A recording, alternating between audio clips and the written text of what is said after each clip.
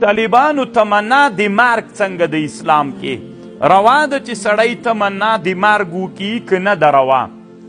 نو علما داسې وایي بعضې احادیثو کې منع راغلی، بعضو کې جواز راغلی. تطبیق علما داسې کوي د تمنا د مرګ په اړه باندې، که چیرته یو سړی د الله عز وجل دارالنعیم ته شوقمن وي، دا مرګ و تمنا د مرګ د دې وجې نه کوي چې دارالنعیم ته لاړ سي، بیا بالکل جایز ده.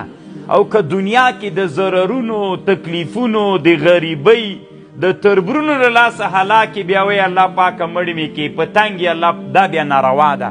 که دنیا کې د ضررونو د وجې نه بیا فقر و غریبۍ و مرض د وجې نه بیا ناروا ده طالبانو.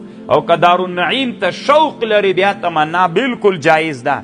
یا که په دنیا کې فتنې ډېرې وي، ته تمنا د دې دپاره کوي چې الله پاکه مړ مې که، چې تمنا د دنیا په دې فتنو کې راګیر نه سمه او الله عز وجل ته داسې حالت کې ورسمه چې په فتنو کې راګیر نه یمه.